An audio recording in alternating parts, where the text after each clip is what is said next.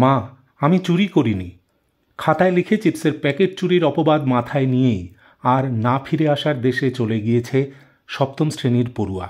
কিন্তু পাঁশকুড়ার এই ঘটনা নিয়ে জল ক্রমশ আরও ঘোলা হচ্ছে। স্কুলের খাতায় তার লেখা বলে দাবি করা তথাকথিত সুইসাইড নোট জল্পনায় আরও ইন্ধন যোগাচ্ছে। কারণ হাতের লেখা বিশারদের মতে ওই খাতায় মা আমি চুরি করিনি লেখার ঠিক ওপরে আরও লাইন দুয়েক লেখা রয়েছে। কিন্তু সেই লেখা আর তথাকথিত সুইসাইড নোটের হাতের লেখা আদৌ একজনের নয়। স্বভাবতই প্রশ্ন উঠছে, যদি সুইসাইড নোটটি ওই কিশোরী লিখে থাকে তাহলে তারই খাতায় আগের লেখাটি কার? আবার যদি আগের লেখাটি ওই কিশোরের হয়ে থাকে তাহলে সুইসাইড নোট লিখল কে?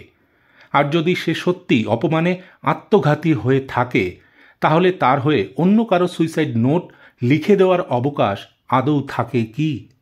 এই একাধিক প্রশ্নের আবহেই রহস্য দানা বাঁধছে যে আদৌ কি আত্মঘাতী হয়েছে ওই কিশোর, নাকি নেপথ্যে অন্য কোনো কাহিনী লুকিয়ে রয়েছে।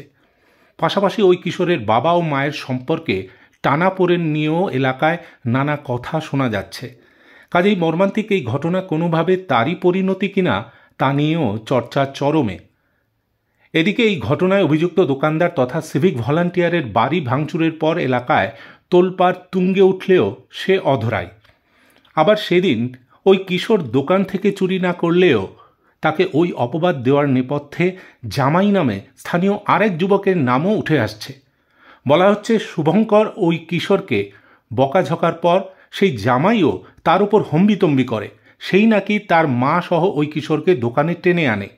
কেন ওই জামাইয়ের এত তৎপরতা, তাও প্রশ্নের মুখে। স্বভাবতই মর্মান্তিক এই মৃত্যু নিয়ে রহস্য ক্রমশ আরও গভীর হচ্ছে। পাশাপাশি ভিখারিনীর আবাস যোজনার ঘরের টাকা আত্মসাতের অভিযোগ পঞ্চায়েতের আধিকারিকের বিরুদ্ধে।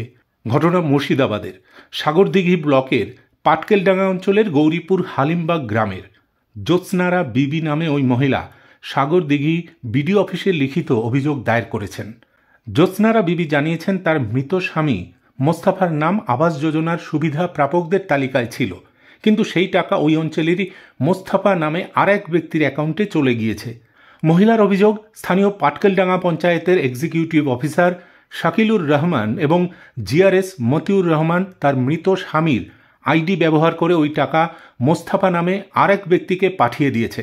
তার বিনিময়ে বখরা নিয়েছেন তারা। জ্যোৎস্নারা বিবি জানিয়েছেন তার 5 সন্তান, ভিক্ষা করে কোনো ক্রমে তাদের মুখে দুবেলা খাবার তুলে দেন তিনি। এই অবস্থায় আবাস যোজনার ঘরটি পেলে তার সুবিধা হতো, নিশ্চিত হতো মাথার উপর একটা পাকা ছাদ।